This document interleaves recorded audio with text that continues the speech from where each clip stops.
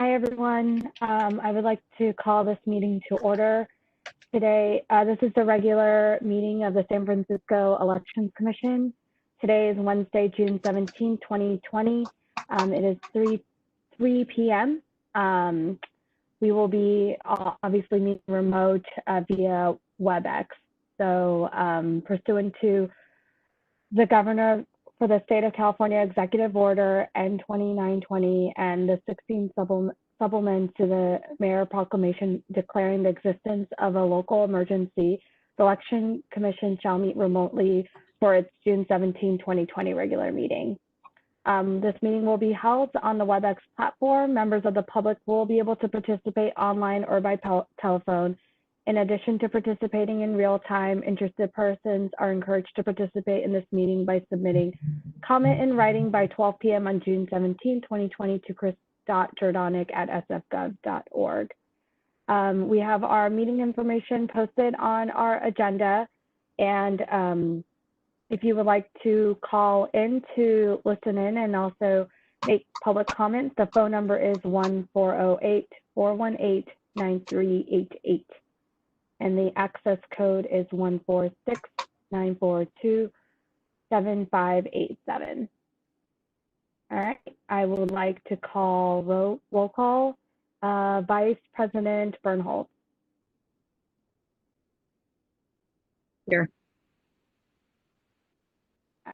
Commissioner Donaldson.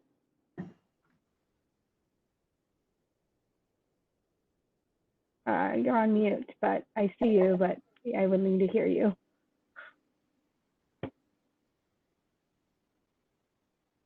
Okay, here. Commissioner Donek. Here. Commissioner Jung. Absent. Or is he? Yeah. I think he might be running late. I have not heard from him, but he said he will be participating. And Commissioner Rowe. Here. And myself, Commissioner President Mogi here. And so we have met quorum. Here, I don't know if I didn't hear my name called, but there was a freeze in the video. Oh, okay. Oh, okay. Yes. So, okay, you're here, Commissioner Donaldson? I am. I heard someone, but okay. I see you, didn't hear you, kind of did. I thought I heard something. Okay, great. So we have met quorum. Hi, everyone. Hope you're doing well. We'll just jump right into general public comments. Public comment on any issue within the Elections Commission's general jurisdiction that is not covered by another item on this agenda. So for the public, the one different thing is if you would like to speak and raise your hand, you will be pressing *9, and we will see your hand raised, and then we can give you, have you speak. Let's see, not sure. I also have too many things opened up, so I do not know if I see our participants list, to be honest. It's not popping up anymore. Oh, it's *3.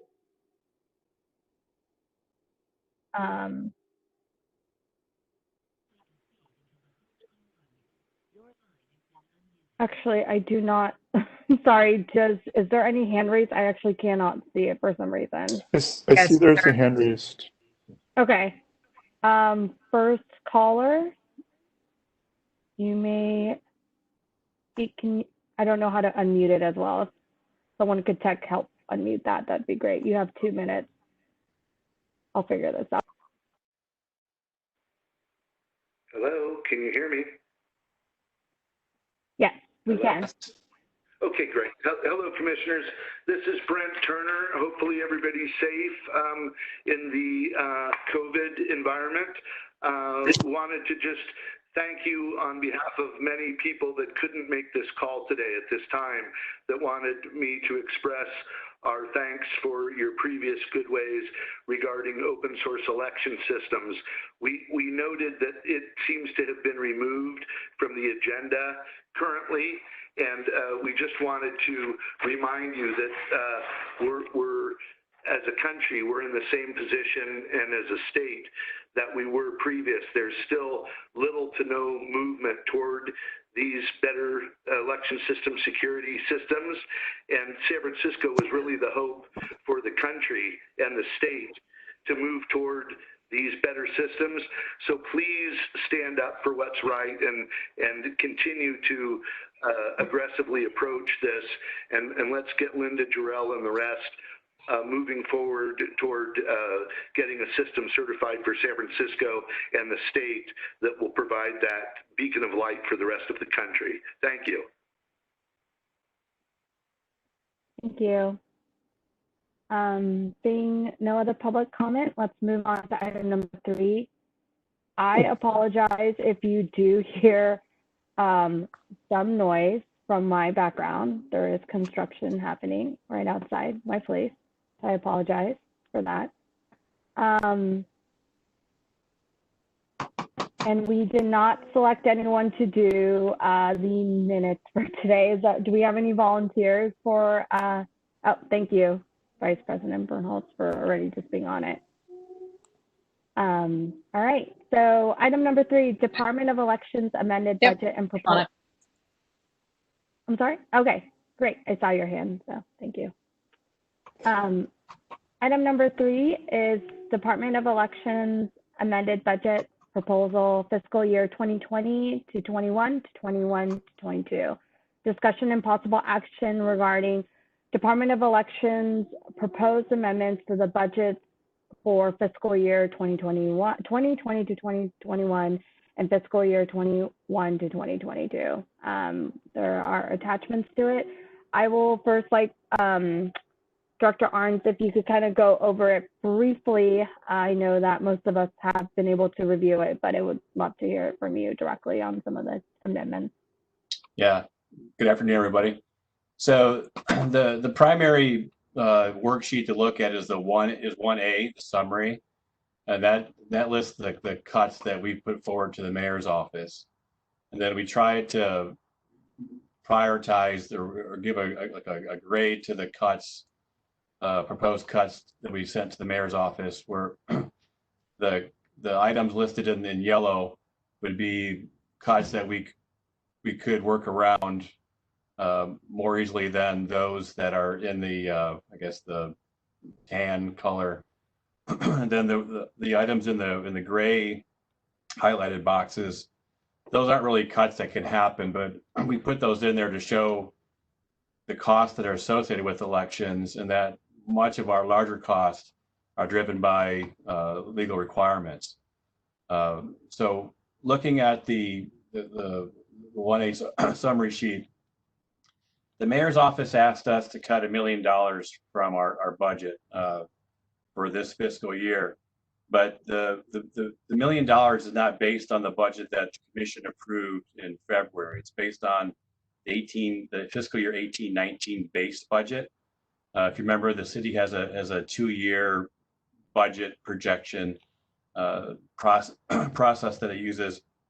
And so year 1 would actually be the base budget for year 3. And that's how the budget increases and decreases are monitored in this budgeting process. So when we're asked to decrease $1 million, it's not in the budget that we prepared for 2021. It's based on the base budget from 18-19. However, the budget that we did prepare and put forward in February had $1.7 million in addition to the base budget from 18-19. So we had to cut $2.7 million from our budget for fiscal year 2021. And that's what 1A, worksheet 1A is trying to demonstrate.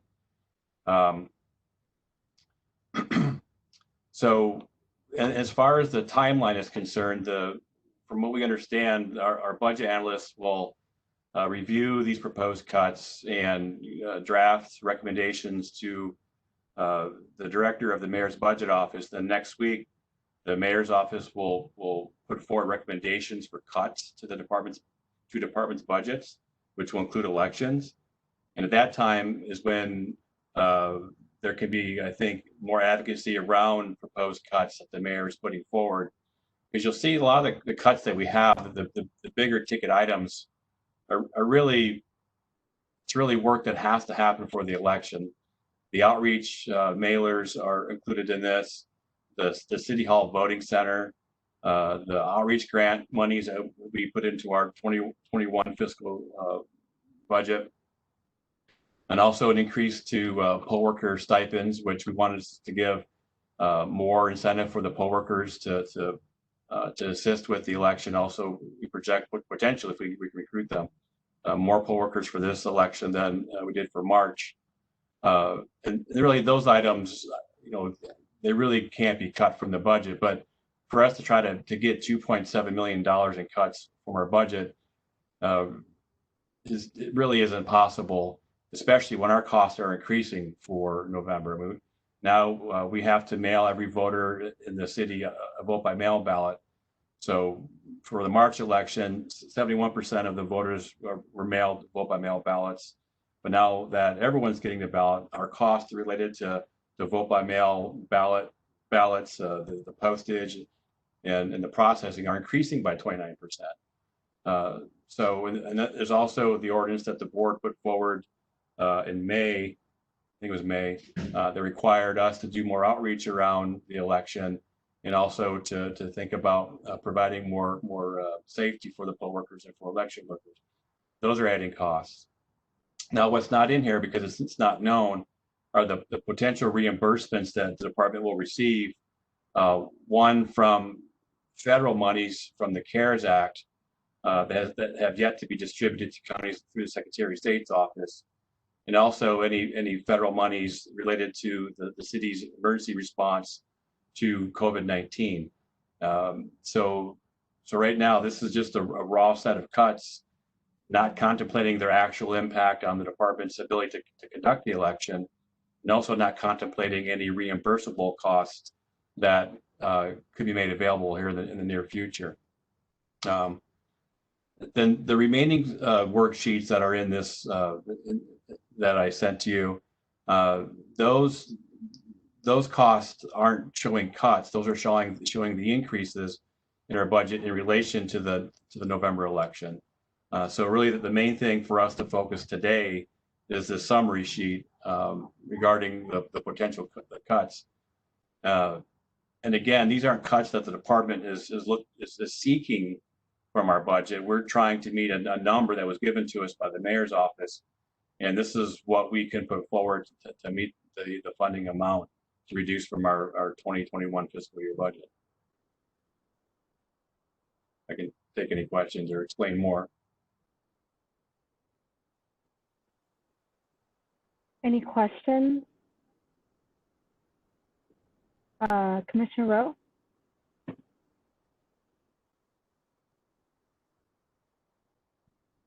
Okay, so Director Lawrence, thanks for that. And as I understand what you just said, correct me if I've got it wrong, just as my opening principle, but it seems that you were given sort of a command from on high that you were going to have to cut this this money from the budget, and that you have done your best of what you would have to cut, or what if really forced to do that, this is what you would cut.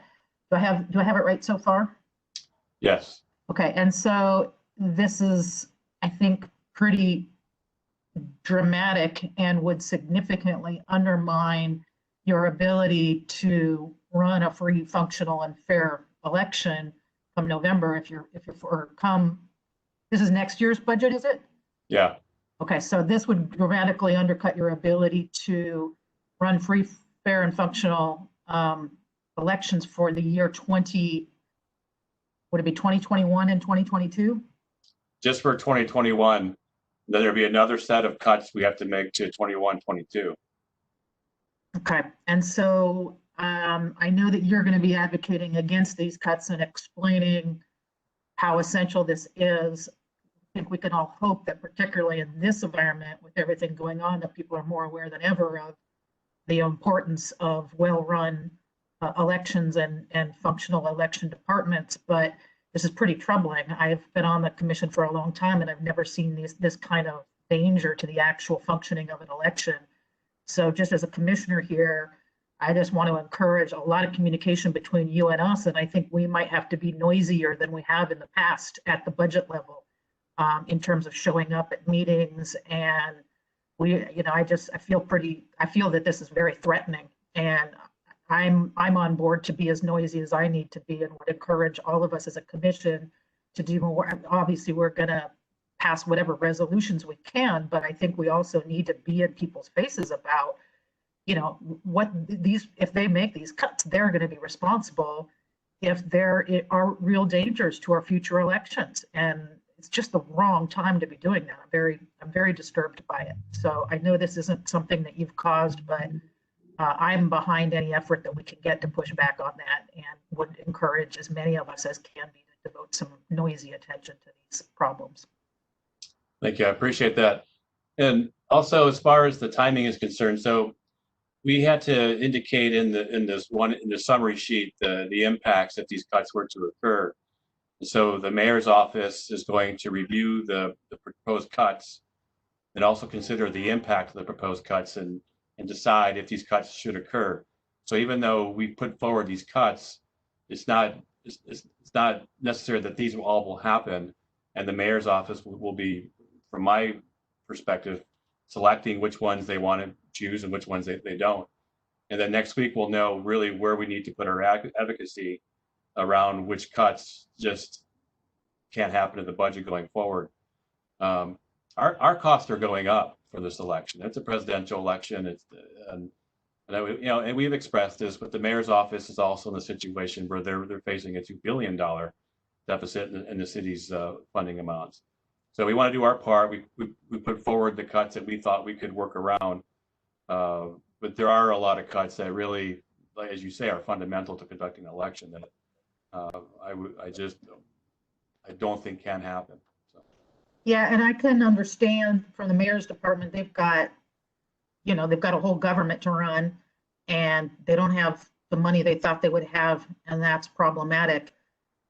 I just don't want to take for granted that they're going to recognize how important the elections are in the priority. I mean, there's a lot of priorities at the city level, but to me, elections kind of overarches them all, because whatever priorities the city is trying to accomplish, the elections are the way that the people get to put people in place and make sure that things are being done. So I think in the past, we have pretty much taken for granted that elections were going to be preserved and protected, and you've had to go through this process before where you've suggested cuts that the mayor's office then said, oh yeah, we can't do that. I just don't want to take that for granted right now. And I'm a little concerned even about waiting if it's next week where the mayor's office makes its decisions about, well, these are the ones that we're going to personally decide aren't worth cutting. I'm wondering, maybe we shouldn't even wait that long. Is there an opportunity for us to be heard, well, respectfully, but is there an opportunity for us to be heard even before the mayor makes that first decision? I think so. I think you can contact the mayor's office, not as a group. I mean, I'll let Jenica talk to the process, but even as individuals, contact the mayor's office and say the department's put forward this information and that you have great concern, and spell out which ones especially you have concerns about. Yeah, I think so. Can you give us your list of, I mean, there's a lot of major cuts here, but in terms of your greatest concerns, what would you say they are? The ones that really ought not to be even considered for cuts, which we put forward, I mean, I admit that, but trying to meet a funding number, a reduction number, are those the items that are from in the brownish, orangish boxes, starting with the elimination of 4 remote vote centers, except City Hall, the elimination of instruction inserts and vote by mail pockets, the elimination of the community outreach grants, the elimination of the increase of the number of poll workers and their stipends, reduction of mailers to voters that communicate upcoming changes in the election. Those really can't be cut. Okay. And that's not to say the other ones can, but I think we need to focus our advocacy and present at the most extreme ends, and without conceding any of the other cuts. it's important to know, what are the things that are going to absolutely impede you from being able to run their election. So I appreciate your sort of top 5 list. Oh yeah, well, I appreciate it very much from my side. And then also in the yellow, though, one thing is the reduction of advertising expense for TV ads and newspaper ads. I think for this election, we have a lot of people who've never voted by mail, who will be receiving a ballot.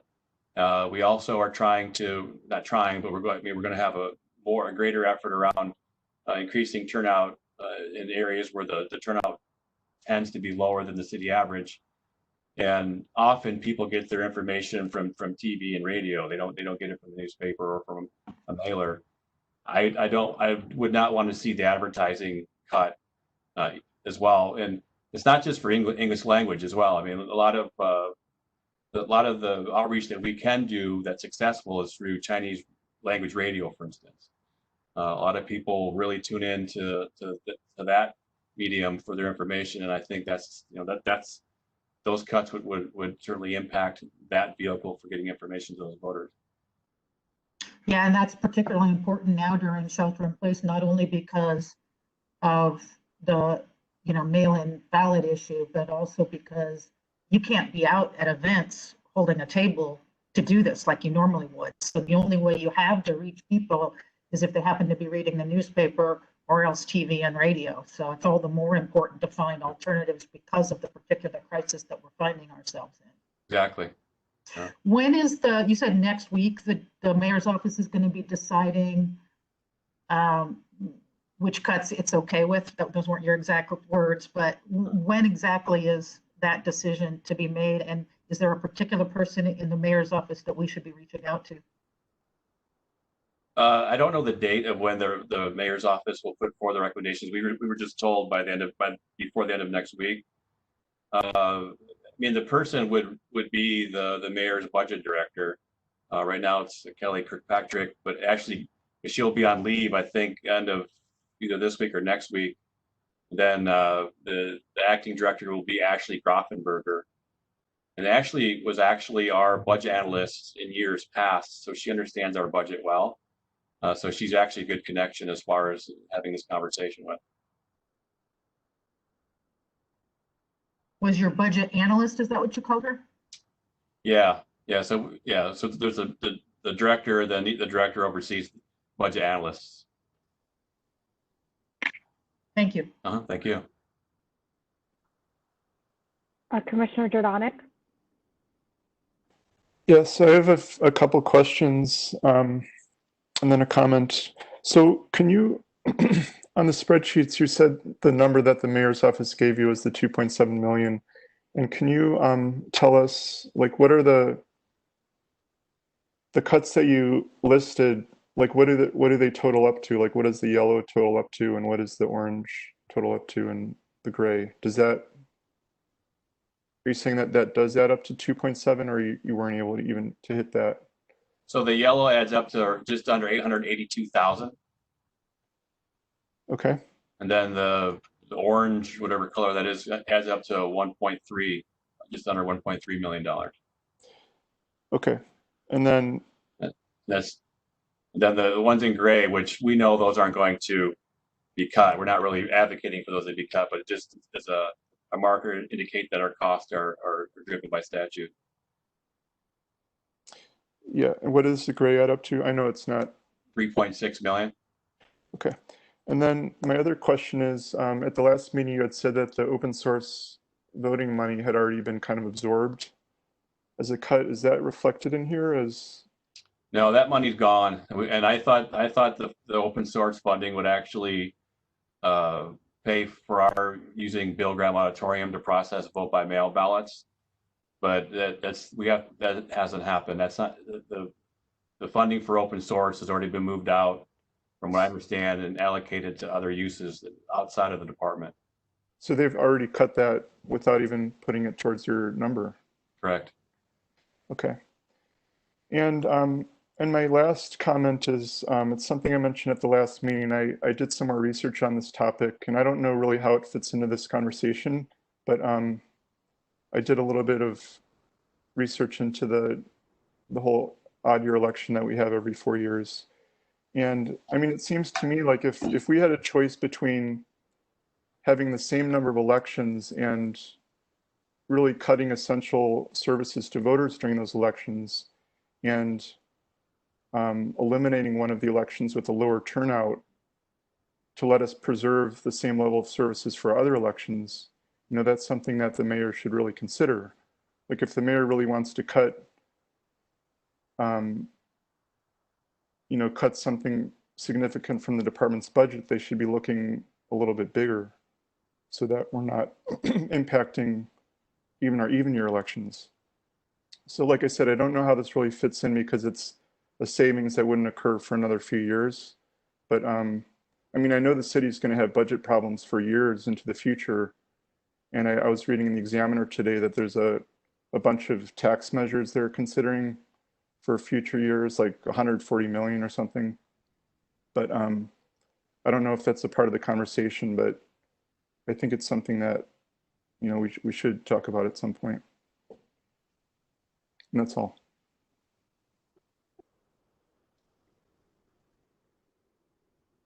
Commissioner Donaldson? Yes, thank you. Hi, Director Arntz. Just wanted to, and I understand there's a statutory requirement around the voter guide, and so we can't force people to just get this electronically. What are the prospects of doing some outreach and encouraging people to accept that? And what is the latest date you have to make a decision to actually print and mail? Well, the voter guide has to be mailed no later than 29 days before Election Day. That's 20? 29? 29. 29. Yeah. Okay. That's local code. And we do inform people that they can opt out of receiving the voter guide. We have for years. I don't know the number. Pull it up. It's not, but people have not been opting out of receiving the voter guide. But we couldn't. There would not be enough time for us now to make that change. I see. For this election, we could potentially going forward. Okay. Because you have to be. I will go in and make sure that I'm getting it electronically. And we should encourage that as much as possible, I suppose. But understand. Okay. Thank you. I just changed to get mine electronically. I've always loved the paper one, but I just saved you whatever it is, a copy or something. So I did my part while Commissioner Donaldson was talking. Very good, thank you. You're ahead of me, Commissioner Rowe. It's very easy. I have a couple questions. Thank you so much for putting this together. I see that in the yellow section, there's a reduction of translation costs. That's just I assume, is it just a reduction in it, or is it actually cutting the cost? You're not going to, I mean, there's obviously requirements to have translated materials. So, oh, I see it in the, can you just explain that to me a little bit more? Yeah, so we had conversations with our vendors in ways that they could reduce their cost estimates for the November election. And so the cost, the reductions in the translations is not a reduction in services. It's just a reduction in costs that will be charged for their services for the election. So we'll get the same amount of services. Oh, okay. I see. Okay, thank you. And that's the same with the ballot cost? Correct. Yeah. Okay. And then just on Commissioner Donaldson's question, so on our website, we have our data page. And then we have 31,500 people receiving the voter guide electronically. Then 480,000 receiving it, the paper hard copy version. Yeah, okay. 31,501. Oh, no, actually, no. Refresh the page. I rounded down. It's 31,504, but now plus one. I'm going there right now. All right. Can you remind me what that is? Is that like a state code in elections that it has to be printed? Yeah, state Anyone else code unless that, you opt out? correct. Okay. So if we want to eliminate that, that would be a state legislative thing to do. Right. Interesting. We do have an assembly member who got rid of yellow pages, so I'm just saying. I think a Okay. lot of people though rely upon, I mean, a lot of people don't have access to the computer and it would be hard to get people to read it. I think the paper pamphlet is a pretty important tool for elections. And for those of us who can get it electronically, great, but we'd have to be really careful about advocating for that. Yeah, that makes sense as well. Okay, so it does seem like we have tried, it seems like from Commissioner's Rose recommendation, I know this is more of a discussion, but it seems like individually we should be advocating to the mayor's budget office about kind of these cuts out. It would just make just essential kind of business and work that we need to be doing to running an election, and for the department to run its election extremely difficult, almost basically impossible to run a fair election. So if it is possible, you know, I think that commissioners, if you have the capacity to be doing some self-advocacy to the department, that would, to the budget office, that would be great. I can also say for myself that I would love to kind of reach out to budget and see their thought process, and that they know that we, you know, individually do support this.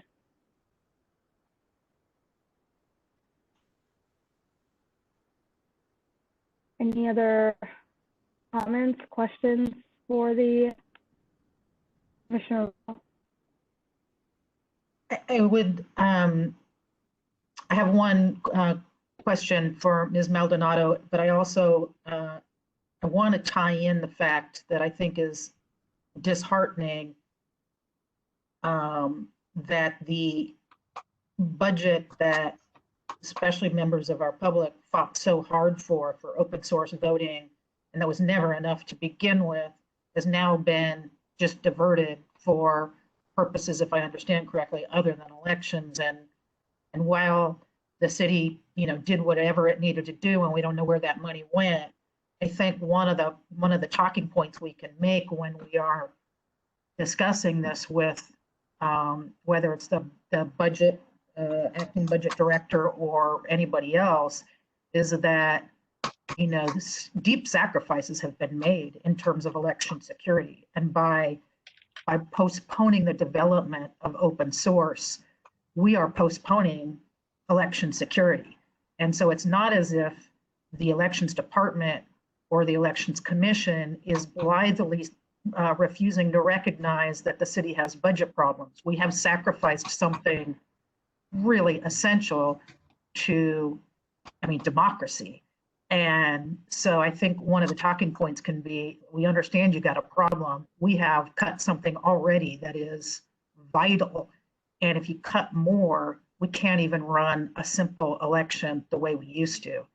So I'm just kind of passing some points out there because I just see this as so dramatic, and I don't want to lose sight of the fact that we desperately need open source. And right now we can't advocate for it, but we can at least say we're going to be advocating for it again as soon as we can. And in the meantime, you need to understand we've made some sacrifices, and our democracy is making sacrifices right now. The question I had for you, Deputy City Attorney Maldonado, is we can all go advocate individually. Is there something to be gained by advocating on behalf of the elections department? And if we do so, should we make some sort of a motion to authorize that kind of advocacy today? Certainly. Thanks for that. Can everyone hear me? Okay. Yeah, I think that it would be prudent to make a motion for it. I don't see any downsides to doing that, and I do think that it speaks to the severity, right? And then we can then demonstrate when we're reaching out. This was a topic that was discussed at the commission. I'm acting in response, on behalf of a unanimous, assuming that you all vote unanimously, but you can say the commission unanimously agreed that we would endeavor to educate the Board of Supervisors regarding this issue.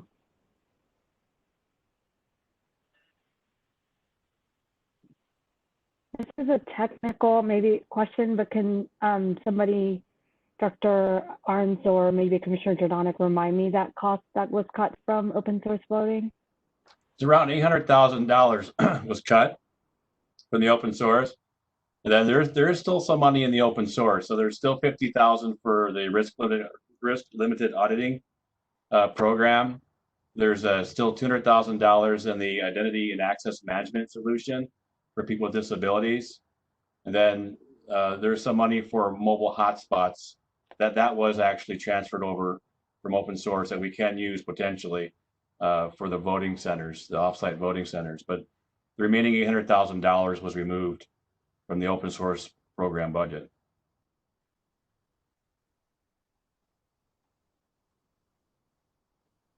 Thank you. Commissioner Rowe? I'd like to make a motion. I'd like to move that the Elections Commission make an announcement that it is deeply concerned that the city's proposed budget cuts for the election Department of Elections dramatically jeopardizes the security of elections in San Francisco, that we as an Elections Commission do not believe that free, fair, and functional elections will be possible if these dramatic budget cuts are passed, and that we as an Elections Commission intend to voice our concerns to the mayor's office and the budget department and to the Board of Supervisors with respect to the negative effect that these budget proposals would have.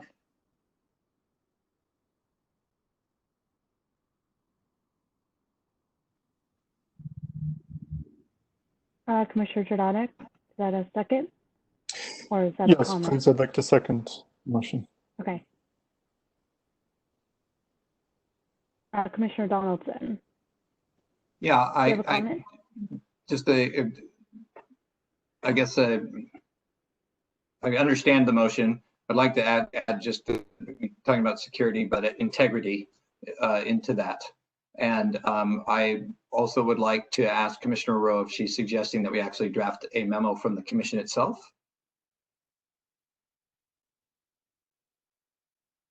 I agree, adding integrity is a great idea, and I so amend the motion. I do not think we should draft a memo. I don't think we have time for it. I think we should get it into the minutes as quickly as we can, get the minutes out, but I don't think we should delay the advocacy process with a memo. I think we need to make our voices heard one-on-one with as many people as will listen to us. Well, then another friendly amendment would be to authorize the president of the Elections Commission to the Elections Commission has this concern and voted this way on this resolution.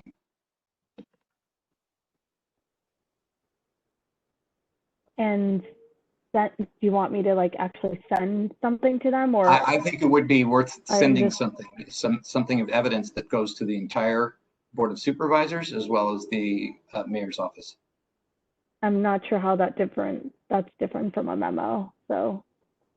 A memo, a letter, Okay. whatever, but I guess my point is just Commissioner Rowe is concerned with timing. I'm just suggesting that we authorize that for you, unless you'd like to designate somebody else to write that and distribute it in addition to our resolution. I mean, I don't mind being the actual sender. I just, capacity wise, I don't know if I could like write something, to be very honest, from capacity perspective. So if there's someone else that could draft that, then I'm happy to send it off as president of the commission on behalf of the commission.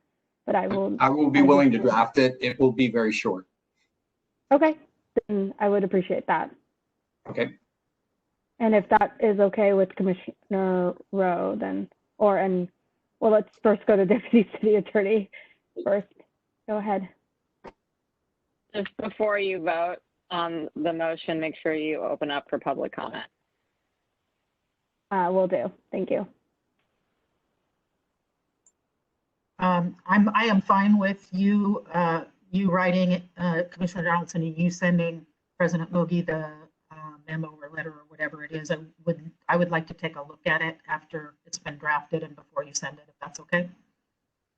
I'd be pleased to have your input. And so I think I will amend the motion accordingly. So we're adding the word integrity, and we are including a written statement to the mayor and the board of supervisors. And I think we need a second on that amendment. I will need a second to that. Second by Commissioner Donek. Yeah. Or are you just raising your hand? Well, Sorry. I'm seconding it, but I also wanted to say, and I do want to thank Commissioner Rowe for such an eloquently stated resolution. But I think what you stated, I think, would be fine as the text for a memo. I don't think it really needs to be more than that. You could just say the commission passed the following resolution. Yeah, and just put the words in the letter, I would suggest. I think what Commissioner Rose stated was great. And was that a second? Yes. Okay, awesome. Okay, a motion was made by Commissioner Rowe, a second by Commissioner Donek. We'll take public comment on this item. If you have a public comment and on the phone, please press *3. I'll wait a second because I know things could. Don't see any public comment.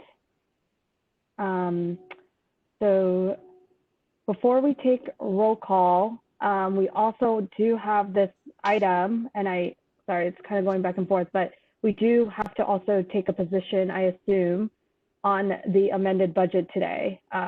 This is all, I would love to just or should I do a separate, should I just vote it? We'll vote it separately, but I do want to discuss the amended budget as well. So, yes, Deputy City Attorney. I would just advise that you just clarify, I'll let you say it, that when you're opening the floor for public comment, it's on both issues as opposed to having to do it twice, right? So anyone who is in the public and is interested in offering public comment as to the amendment, the pending amendments to the budget, or as to the proposed communication to the mayor's office and the board of supervisors on that topic, will have an opportunity to speak when you do in fact open it for public comment. Okay. That makes total sense. So let me reopen public comment for both, which is for item number 3, the amended budget, and also the communication to the mayor's budget office and to the board of supervisors. And if you would like to make a public comment, please press *3.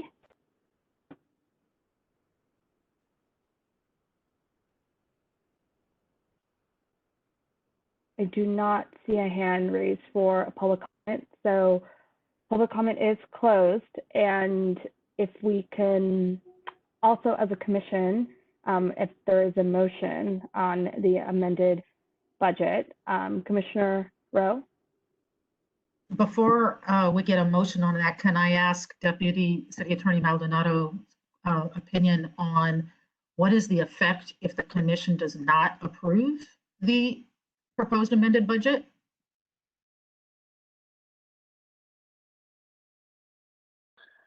The charter requires that the commission consider the budget. If you give me a minute to pull up the charter section, I can see whether it actually requires authorization. I don't believe that, I mean, technically the budget's already been submitted, right? So it's actually pending at the moment. So I don't actually think that authorization is necessarily required, but give me a minute just to look at the charter quickly, and then we can circle back.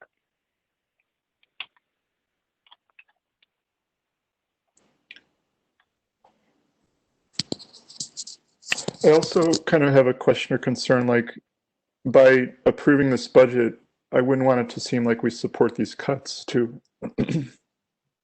So. Yeah, I mean, I think that can be indicated. In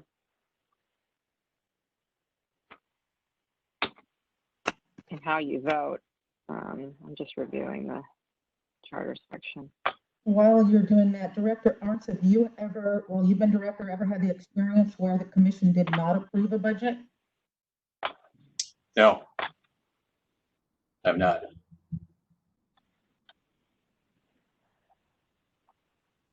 And I'll just say I'm strongly inclined not to approve it if that isn't going to mean, if our not approving it would mean that Director Arntz has to go back and do it over again, that doesn't make any sense. But if we cannot approve it, he can still submit it, and then we can voice our objections to it. That would be an ideal scenario if it works legally. I mean, the director has in fact submitted it, right? So my inclination, absent me resolving this, if I'm going to read the language right now, is that you have the opportunity to review that as your function. But if we had to actually wait for authorization from the commission, then Director Arntz would not have been permitted to submit it in the first instance, right? So it seems unlikely to me that that's a hard line hurdle.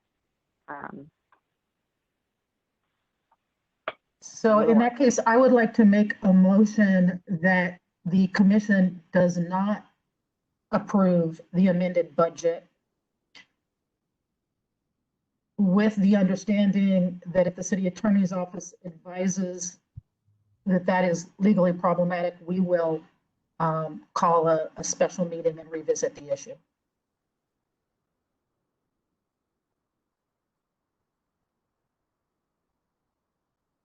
And that'll give Ms. Maldonado some time to review that with her colleagues, and if she comes to a different conclusion, she can let us know. In the meantime, we will have made a firm statement that this isn't okay with us.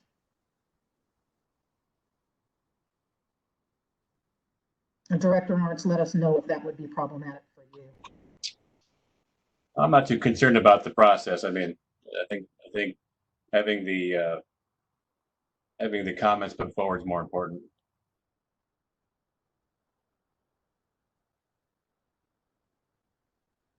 Commissioner Donek. I will second the motion.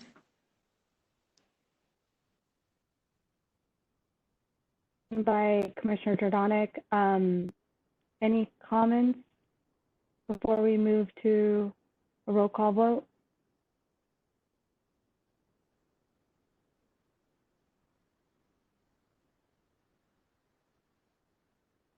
All right. So let's move forward with the first motion brought on by Commissioner on the communication to the mayor's budget office and to the board of supervisor. I will take a roll call vote on that. Let me look at our list. Vice President Bernhold. Please don't forget to unmute yourself. Aye. Aye. Thank you. Commissioner Donaldson. Yes. Commissioner Jordanek. Yes. And Commissioner Rowe. Yes. And myself, President Mogi. Yes, that's five ayes, 0 noes, and 0 abstain. The ayes have it, and the motion has been carried. Next one is the motion made by Commissioner Rowe on to not, please correct me if I'm saying this wrong, to not approve the amended budget, and seconded by Commissioner Donek. I will take a roll call vote on that. Vice President Bernhold?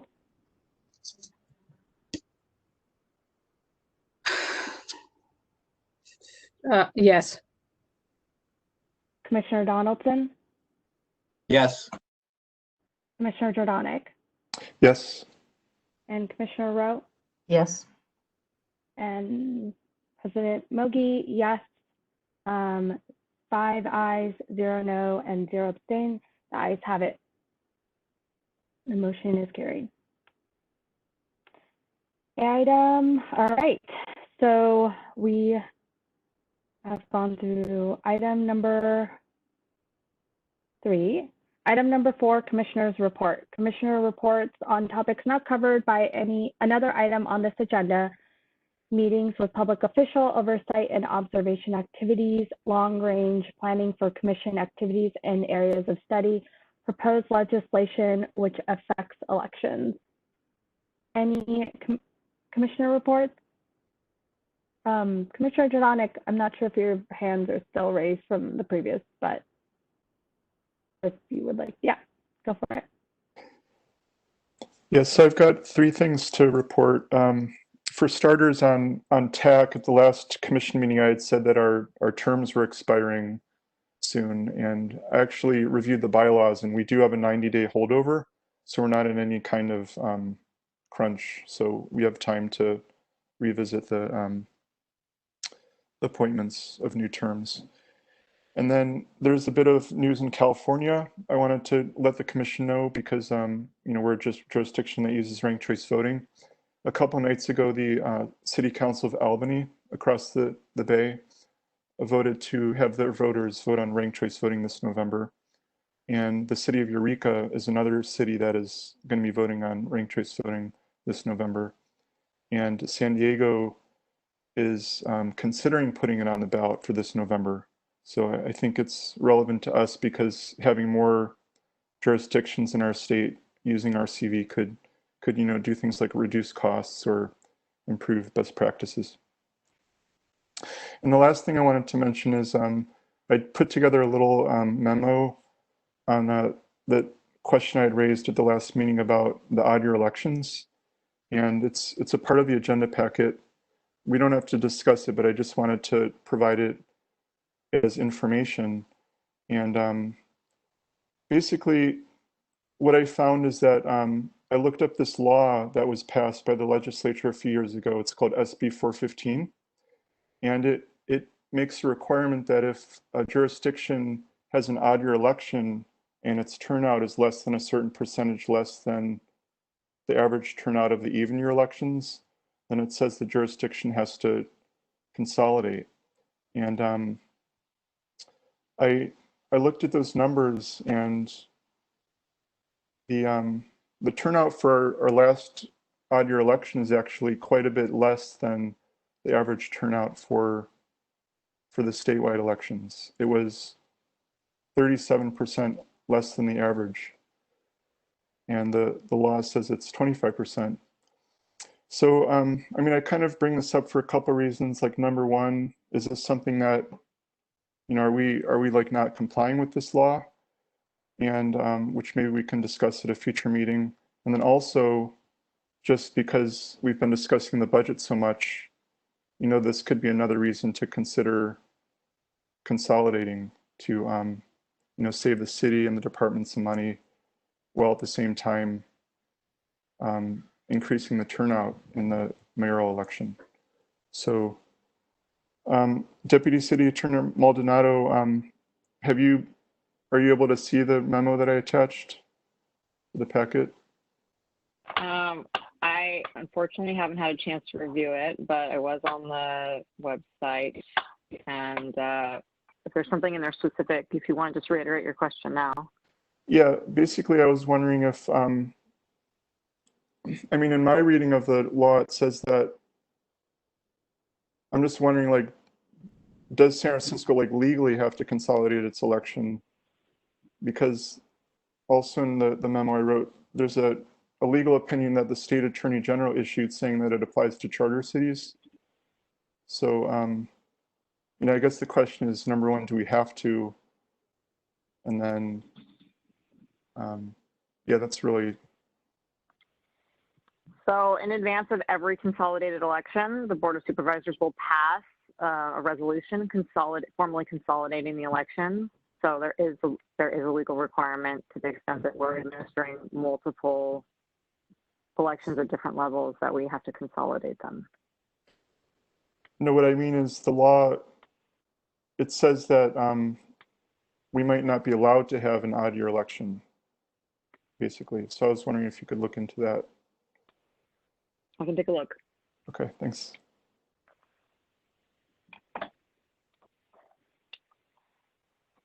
Any other commissioners report?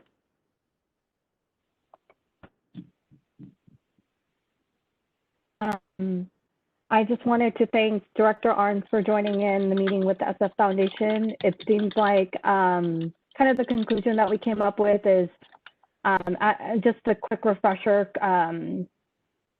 Our former commissioner, Commissioner Charlotte Hill, she was able to make a connection with some community-based organizations that have been doing some outreach work when it comes to voter education and voter outreach, and make a connection with the SF Foundation to try to mimic what King County is doing in Seattle with the Seattle Foundation, to be able to match funds to increase outreach in underrepresented communities.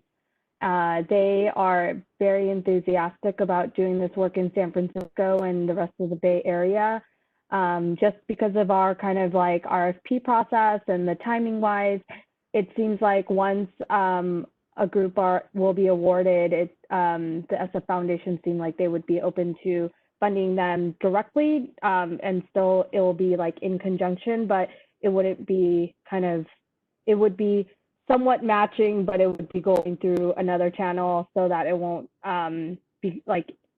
be like an official partnership that it is the same as King County. King County has made it official with the foundation and the department to be investing in outreach. I think the actual work will be similar. It's just the structure will be a little bit different. And so I think that discussion is still going on. There was no dollar commitment yet. And so I really appreciate the director's time to be able to engage. And I think that, you know, as we have always held just really great elections and making it extremely accessible, I think that a lot of the community groups were very pleased to hear that we're not like trying to cut polling places and whatnot. Instead, try to increase it to be able to have a very kind of safe election in San Francisco. So that was a great meeting, and I really appreciate Director you and your deputy's time to be participating. And does anyone else have any other comments, questions? If not, I'll take public comment. Again, if you would like to make a public comment, please press *3.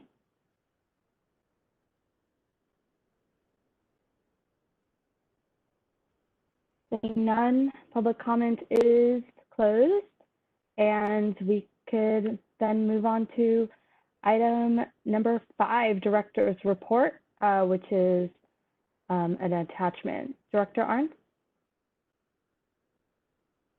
Thank you, Commissioner Mogi. Just a few notes on my report in addition.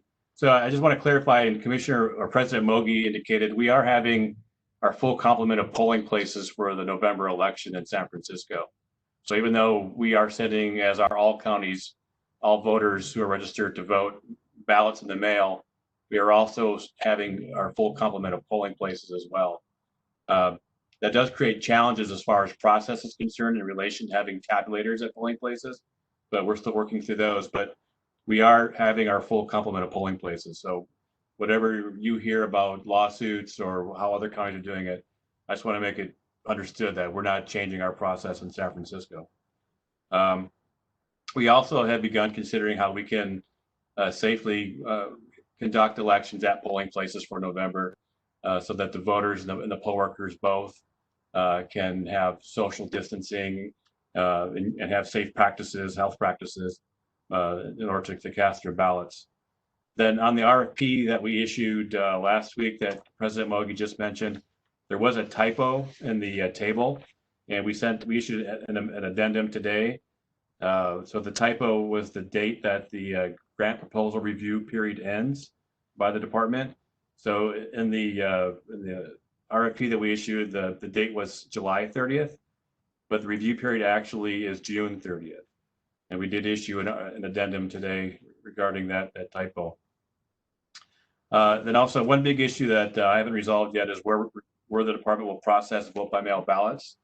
I had met with another planet, which is the management group that oversees or supervises space in Bill Graham Auditorium. They're in agreement that elections can use the space, but I have not yet been able to secure the funding in an agreement on the city side with Bill Graham. So I'm hoping to get that done rather quickly. Otherwise, that's a rather big issue that remains outstanding. Then also, some legislation in Sacramento was passed and is now moving its way to the governor. That's Assembly Bill 860. I think one of the main components of that legislation allows all voters to use what's called the remote accessible vote by mail system. So there's a method where we can actually provide a link to people's ballot types. And they can click on that link, and then they can use their computers to vote their ballots and print out their ballots and mail it back to the department. Previously, the remote accessible vote by mail ballots were limited to overseas military voters and people with disabilities. But now with this bill probably being signed by the governor, all voters will have access to the remote accessible vote by mail ballot. So we'll start plans around that as well as we move forward. And those are the items that I want to highlight as far as our report is concerned. I can take any questions. Any questions?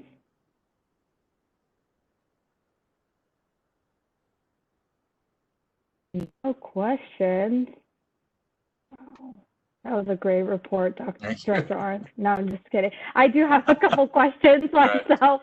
I was wondering, is the state going to provide any kind of like protective equipment for poll workers or anything? Like, is that even being a discussion, part of the discussion for November? I'm just curious about that. Yes, there or is. The city. Yeah. So yes, there is discussion on the state side through the Secretary of State's office.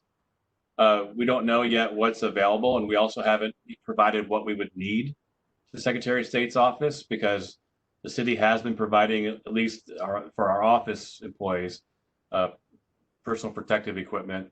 We don't know how that would how the city's supply would translate to the polling places, and so the Secretary of State's office is requesting that counties provide information regarding counties' potential needs regarding PPEs at the polling places that the state could provide. So nothing's been finalized yet, but yes, there are discussions. Okay, great. I actually see a hand, Commissioner Donek. Yeah, so I have a question about on the last page under G, this report that you're going to be providing to the Board of Supervisors and the Commission. Is this like a unusual thing for you to report to the board before an election? And I also wanted to know, like, do you expect them to be doing anything with that report, or is it more just an informational thing that they're interested? This is the first time we've submitted a report like this to the Board of Supervisors. This specific report is required in the ordinance that the board passed. I think it was last month. So the ordinance actually requires that the department file a report, and I don't know what the board will do once we submit the report. This is the first time I've gone through a process like this, so I really can't give you any solid reaction. Have you had any discussions with any of the board members? Are there any concerns or anything, or? Yes, we've been in conversation prior to the ordinance and then after the ordinance was adopted by the board, mostly with Supervisor Ronan's office in relation to their concerns around the conduct of the November election and what the department can do to conduct the election, and also to especially to reach out to and to bolster people voting in areas that there's been a lower turnout than the city average through time. And then are you also going to be including the cuts, discussion of the cuts that are being asked of you? Yes. I'm sorry. That's the tricky part. Yeah, I mean, so we have plans in place, but now we're waiting on how those plans could be affected by these potential budget cuts. So the timing for the memo to the board, or the plan to the board, is June 30th. And then maybe by next week, we'll know a bit more about cuts, and we'll have to qualify the language in the plan in relation to the potential cuts.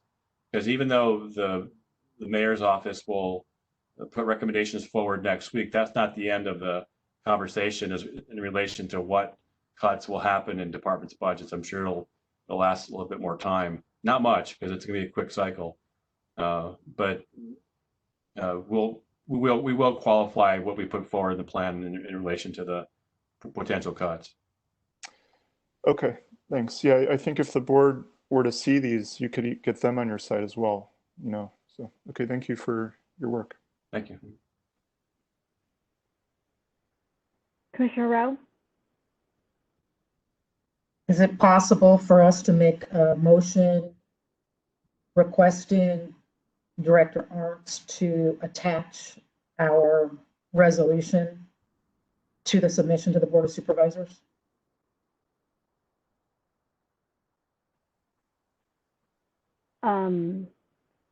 That's probably for you, Ms. Maldonado. Sorry, taking myself off mute. I'm also doing legal research on the side in light of all your questions. Can you please repeat? Yeah, I'm sorry, I'm throwing a lot at you. You are multitasking just on the issues that are rising today. I would like, if we can, I would like to pass a motion. To back up, we were just discussing Director Arntz is going to be submitting a written statement to the Board of Supervisors per their new ordinance. Correct. And Yeah. I was asking, can we pass a motion that would request that Director Arntz attach our resolution about our budget concerns to that written submission? I mean, Director Arntz is being essentially compelled by the Board of Supervisors to make the report. I'm not, in terms of like charter process between whether we could modify what is reported, right? I think that we should just phrase the motion as such, you know, like an urging request, essentially, that like to the extent permitted by the, I'm not sure what Ronan's legislation, the name is escaping me, what Ronan's legislation is called at the moment. Oh. Something related to Voters' Choice Act. I see that John is perusing his papers. Something to the... We've got it. Ordinance file number 200400. Perfect. To the extent permitted by the ordinance, you know, the commission urges that Director Arntz also inform the Board of Supervisors, et cetera, at that time. May I make a motion? I have a comment before you do. Please do. So you can also do a petition and communication to the board, independently of anything that the department puts forward, submits to the board. So if there's any worry about process or stepping into the department's response to the board's requirements, you can always do a petition and communication to the board separately. Correct. And so that we might will be a more efficient way to do it. Well, we will be doing that pursuant to our last resolution. We just agreed to do that letter to the mayor and to the Board of Supervisors. And so my proposed motion is, it's not mandating you to attach this because I don't think we can legally mandate you to do that sort of thing anyway. Plus, it might not be allowed. But my my motion is that my motion would be that the commission encourages you, if legally permissible, to attach a copy of our resolution to your submission. And so we won't require it. And if you decide in your discretion that it's not a good idea, I think that's always within your role as director. And if it's not legally allowed, well, then of course you don't do it. My point is just to really make sure that this stuff gets before the Board of Supervisors once, and ideally twice, and ideally 3 times or 4 times if we can get them on the phone. I just think, I mean, I don't get this riled up about much in these elections and commission meetings, but this one has me deeply riled up. So Good. that's the purpose for my motion, and I would like to go ahead and make it if I may, unless anyone else has comments before I do so. Okay, that said, oh, go ahead. Yeah, I just want to ask Director Arntz, like, how do you feel about that as a request? To append the. Yeah.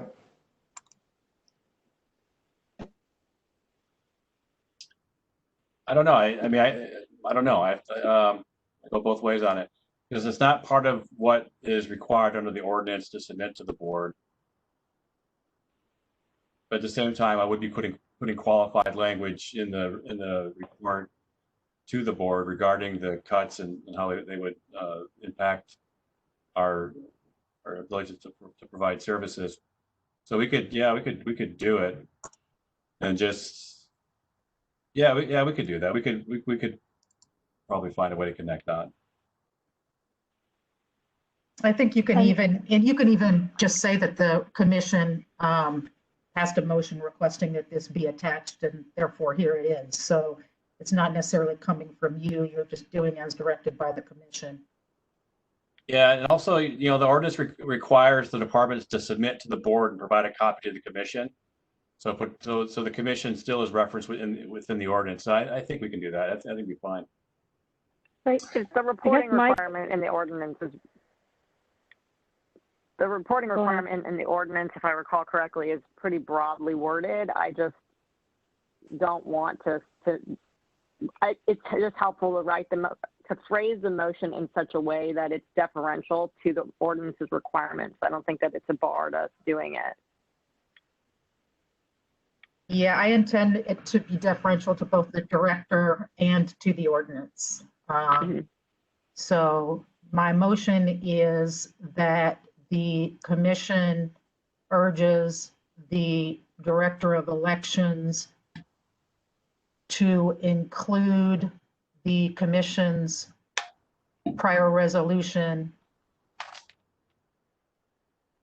in his report to the Board of Supervisors pursuant to ordinance file number 200400 to the extent legally permitted by the ordinance.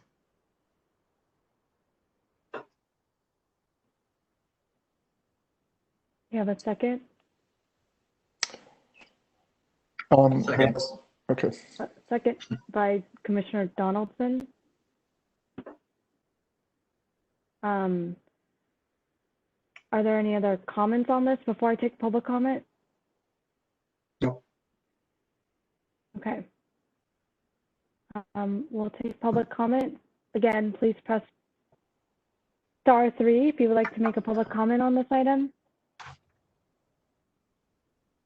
On this motion, I mean, and this item. Seeing none, public comment is closed. We'll take a roll call vote then. Vice President Bernhold. Yes. Commissioner Donaldson. Yes. Commissioner Donek. Yes. Commissioner Rowe. Yes. President Bogie, yes. 5 ayes, 0 no, 0 abstain. The motion carries. One technical question. I'm sorry to be going back and forth. When do you need me to do? What's process-wise? What do I need to do? Like, do I then forward it to you, Director Arns, for you to put it in your packet, or do you want me to send it off to somebody else? Oh, you can send it to me. Okay. Yeah. Okay. Great. Thanks for making it easy. All right. That was Director's report. We took public comments on it. Any other comments on Director's report from the Commission? None. Let's move on to item number 6, the Public Employee Appointment and Hiring. This is for Class 1415 Election Commission Secretary.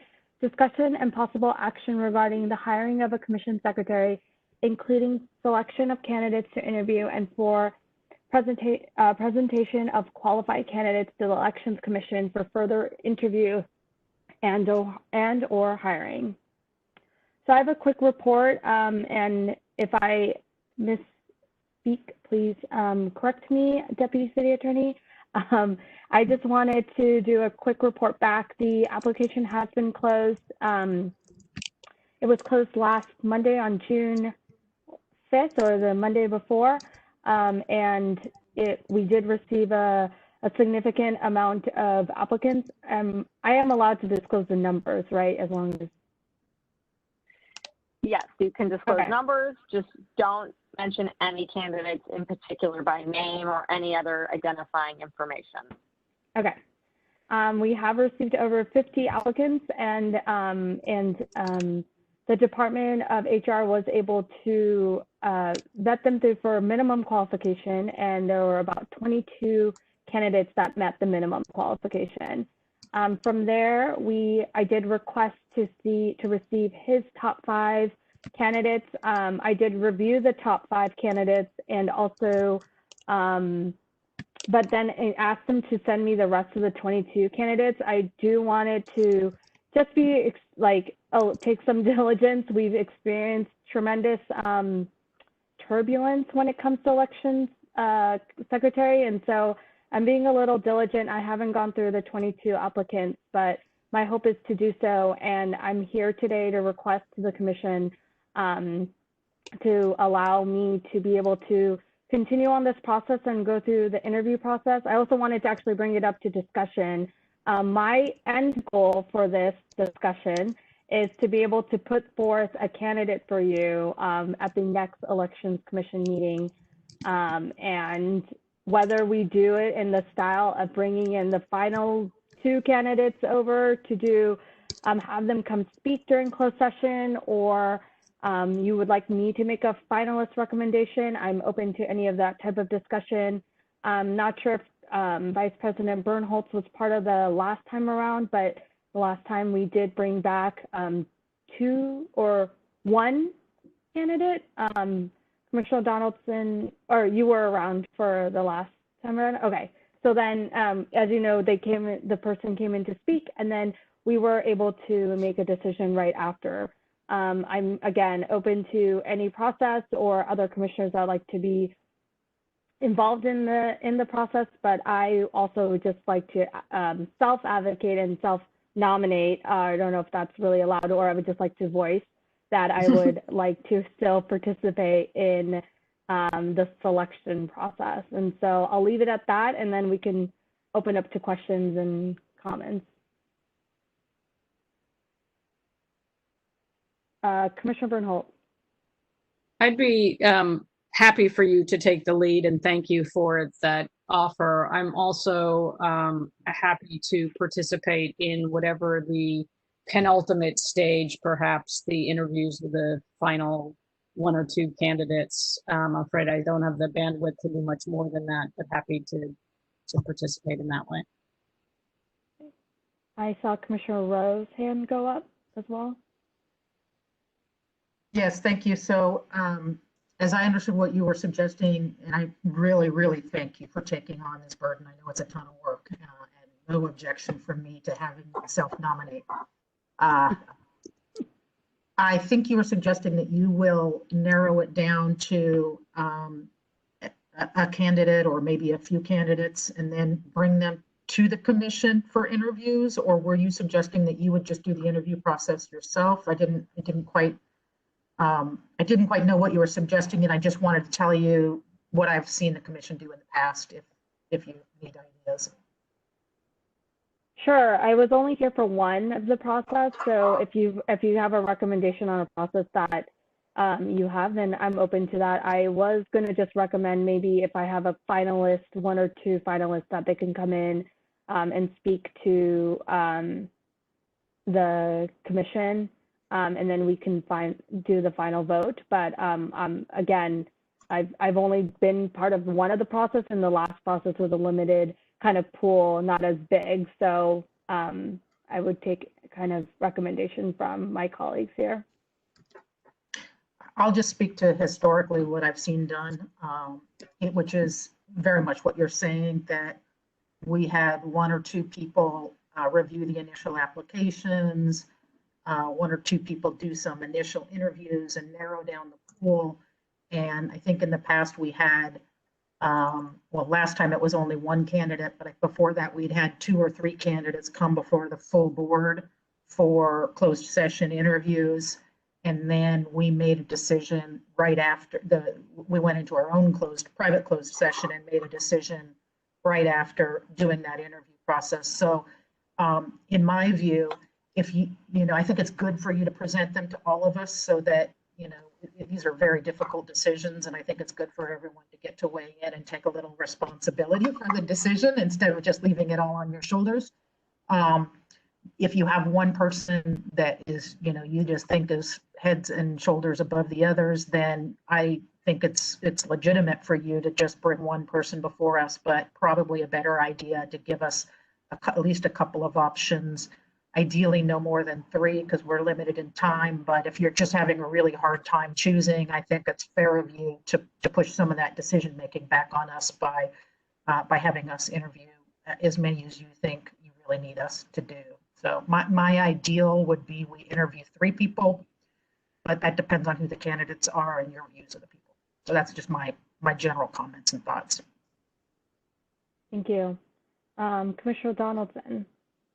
Yeah, I would basically endorse what Commissioner Rowe said, but I think anywhere from 3 to 5, if would be at your discretion. If you really think there's fewer than that, then again, your discretion to bring forward the candidate you think is most qualified. And I guess I also have a process question. So what does this look like? Would this be something that would follow on to our next meeting, or would we have a specific meeting on this? My thought process is that I would bring forward someone at the next Elections Commission meeting. I just think realistically for me to vet through the next 20 applicants and then to schedule interviews and all that, and then timing to even get stuff on the agenda. I think that if I get this next coming month to do so, then I can do that. So. Okay. I'll just say I think that's very qualified candidates. The most qualified might find something else, but I guess we can't do it much faster. Yeah, I mean, and also I appreciate that. I just also feel like scheduling everyone's schedule and everything is making me a little nervous, but I mean, we could try. I don't know. I mean, I just genuinely feel like it's going to be a little challenging. This online process is making it a little challenging, which we're so grateful for the Department of Technology involved in Director Arndt's bringing in his team and everything. And so I just want to be extremely mindful of that about the process. Yeah. Understand.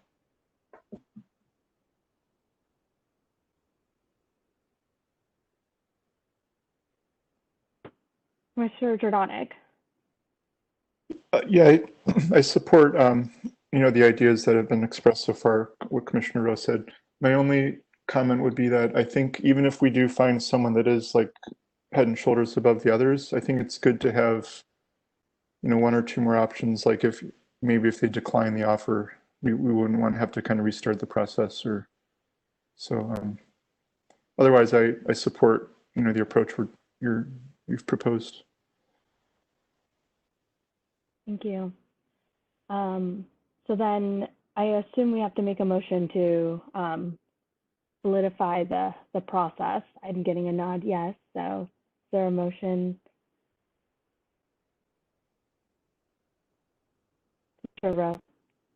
It's my day for motions. I will move Yes. that the commission authorizes the commission president to the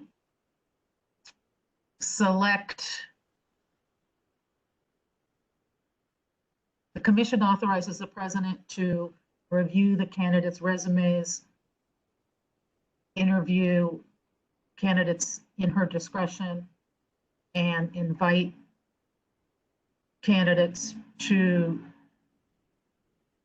appear for final interviews before the commission. I think that's all we need to do, right? Deputy City Attorney Maldonado, for now. Keep having to take my mute off. Yeah, as long as Commissioner Mogi is authorized to take further action, and then plan set forth, and that suffices. Great. I'll second. Second by Commissioner Donaldson. Okay, before we take a vote, let's take public comment. If you would like to make public comment, please press *3.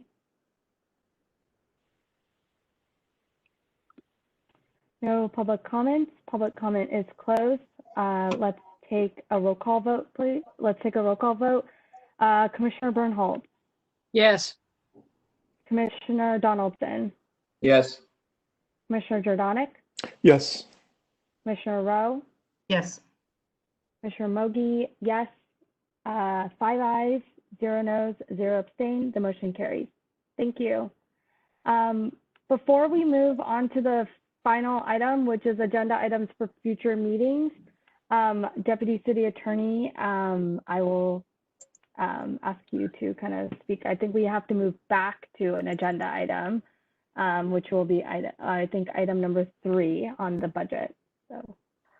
Correct. So I have had a chance to take a little bit more review, and although it's not in the portion of the charter specific to the Elections Commission, there is a general portion of the charter section 4.102, which does require commissions to approve department budgets. So we need to revisit the vote. The options obviously are to approve it, but to note your disdain for the proposed budget. Along with your approval, as an alternative, you could request that the department prepare an alternative budget, although as a practical matter, the likelihood of the mayor's office modifying the budget is unclear. So there is sort of the downside of creating more work, but for the department by doing that. So those are the choices, but we do ultimately have to approve some budget, whether it's this budget or asking Director Arntz to prepare an alternative for your approval.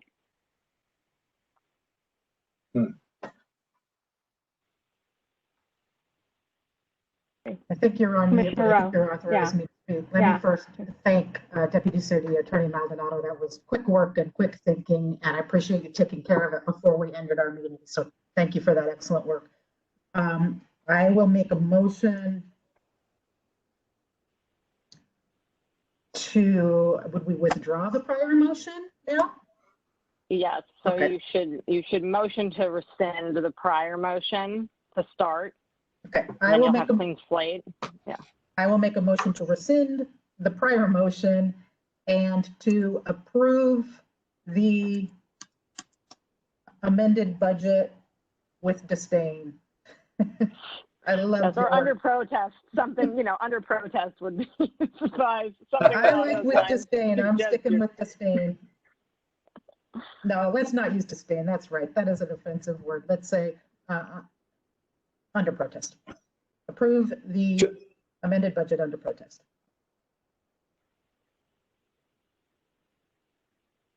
Commissioner Jordanek. Yeah, I have a clarifying question. So how does the charter's language, I mean, my understanding is that Director Arns, he didn't really propose a budget. It was more like he listed options. And then Yeah, I can read it to you. Okay. So subsection 3 of Charter section 4.102 reads, after public, and it says, okay, unless otherwise provided in this charter, each commission for the city and county shall, after public hearing, approve applicable departmental budgets or any budget modifications or fund transfers requiring the approval of the Board of Supervisors, subject to the mayor's final authority to initiate, prepare, and submit the annual proposed budget on behalf of the executive branch and the Board of Supervisors authority pursuant to blah, blah, blah. So it includes budget modifications. And in this case, we're obviously in the realm of modification. Director Arns obviously prepared a budget earlier this year, and given the COVID situation, he now has to modify that budget. Could we maybe just like approve only like the yellow and then not the orange? It doesn't contemplate a partial approval. I mean, the alternative mechanism is that you maintain the position that you are displeased with this budget, but some budget will need to be presented on behalf of the department that has been approved by this commission. So the question is, are we interested in taking additional department resources to prepare an additional budget that probably will not be well received by the mayor's office, or do we approve what has been presented, which includes the mayor's instructions, but do so in a way that communicates our disapproval in principle of those instructions? Okay, thanks. So, I have a further question.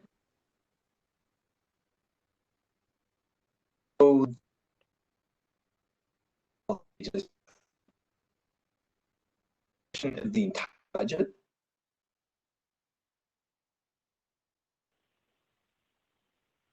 Or is this just possible budget with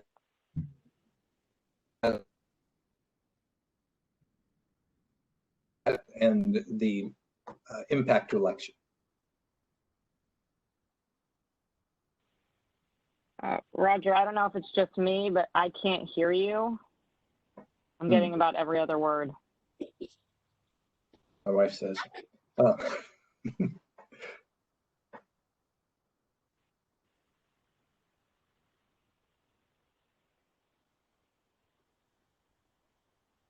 might be me. No, I think we I had the lost. same problem. I tried. He kind of. And I pressed *3. Someone can enable my I think that the gist of your question, Commissioner Donaldson, is you want to know whether this is the entire budget or a modification of the budget. I believe this is I'm going to defer to Director Arns, but I believe this is an amended version of the entire budget. Correct. For the department? Yeah. Okay.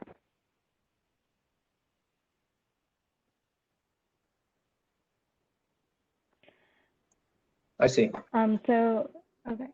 So we do have a motion made by Commissioner Rowe. Do we have a second?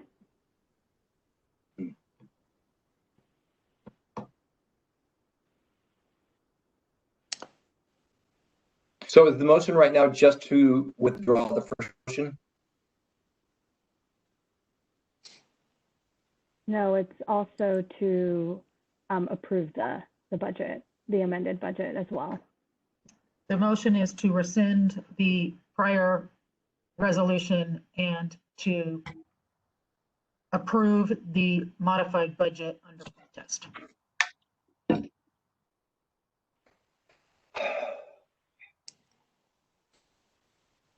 Commissioner Donek. I second the motion. Okay, second by Commissioner Donek. Did we take, we'll take public comment on this item. I assume this hand. Can we have some further discussion, please? If you don't mind. I still want to understand this in its entirety. So are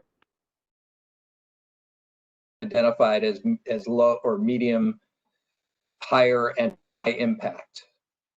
Are they actually removed from the budget lines already? No. So the departments had to review their budgets and actually propose cuts to the mayor's office. And the mayor's office will read the explanations on the impacts that the departments put forward, and the mayor's office will decide which of these cuts, if any, will be applied to a department's budget.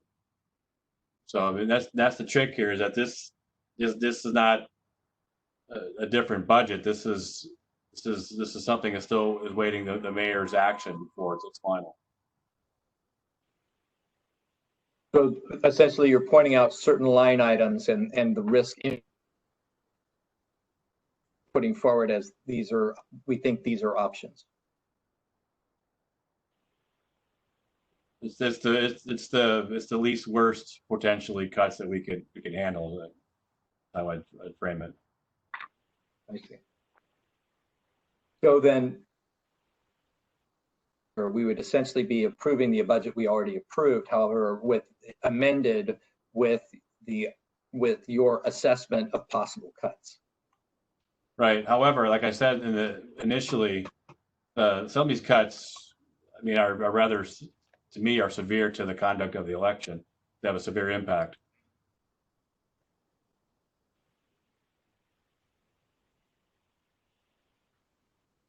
To suggest a friendly amendment under that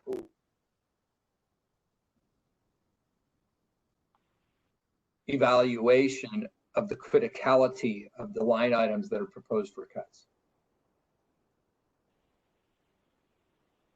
I'm sorry, I actually only heard part of that amendment, if anyone heard it. Okay, seems like Whoever's others can controlling the hear it meeting, as well. can you enable my phone? My hand is up and I'm on my phone as well.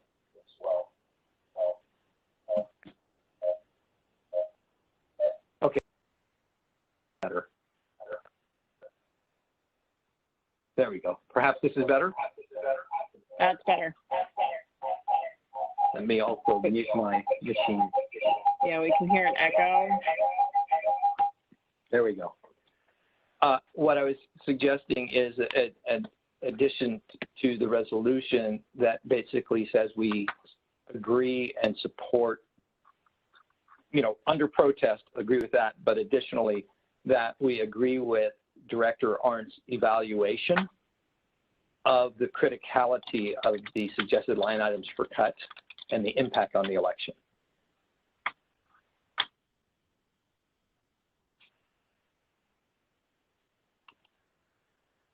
I'll just say, I think we've already done that through our prior resolution.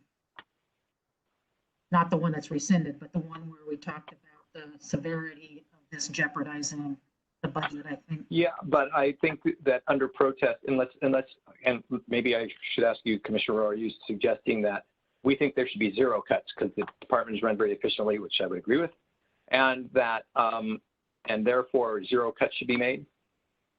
Is that what's implied here? No, I mean, I think there are always some limited cuts that the mayor's office makes after every budget goes in. I don't think we need to get into the detail of which particular items we'd be okay with the mayor cutting and which they wouldn't. I think our focus as a commission, if we want to be good advocates, needs to be on the severity of the problem, that this level of cuts on these issues that, particularly the issues that Director Arndt's identified in the orange and then the publicity on TV and radio. But, I don't think we want to get into the details of no changes or no cuts, but we need to make clear, and we already have through our prior resolution, that this is going to jeopardize the actual elections and the running and, like you said, the integrity of the elections. For this particular motion that's before us right now, we are required by law to authorize any modification that the director has made. He made this because he needs to do that in order to follow the mayor's directive. He's submitted already, And so I am trying to keep it simple by saying, all right, we're complying with the law, but we don't like it. And I don't think we need to be any more specific than that. And I was not suggesting to get into, yeah, I was not suggesting to get into like line item by line item, other than that we agree, we reviewed this with Director Arntz and agree with his evaluation of the impacts of these possible areas for cut. But if you don't want to accept that amendment, I'm fine. I think the one other thing is that it would still be useful to say that we're doing this under protest and believe that it could cause severe impacts to security and integrity of the election.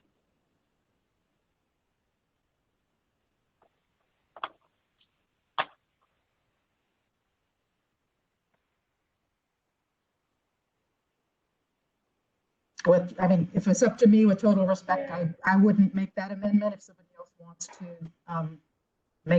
second that amendment, they certainly can. I don't think it's a good use personally.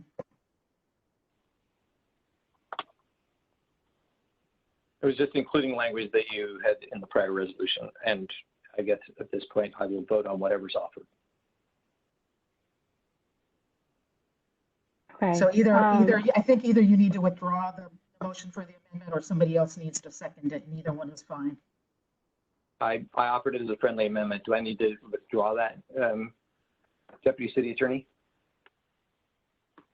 No, that was an offer, and so Jill just needs someone to second the motion as previously proposed, which has yet to happen. I thought Chris or Commissioner Donek did second. Mm-hmm. Did he second? Okay. Yeah, so yeah, he did. I think that, and you seconded before Commissioner Dawson raised the. Okay, then we're fine. The motion has not been modified, and it's been seconded, so you may go forward. Okay. We'll take public comments on it. Do we have any public comments on this item? Seeing none, public comment is closed. We will take a roll call vote on it. Commissioner, Vice President Bernhold? Yes. Commissioner Donaldson? Yes. Commissioner Jordanek? Yes. Commissioner Rowe? Yes. And Commissioner Mogi, yes. 5 ayes, 0 no, 0 abstain. The motion carries.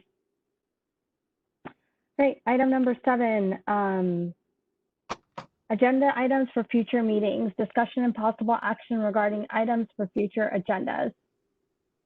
Do we have anything that you would like us to have on the agenda for the July meeting? Also, before we do that, I do think that because of, I know that we usually do take a recess either in July or August.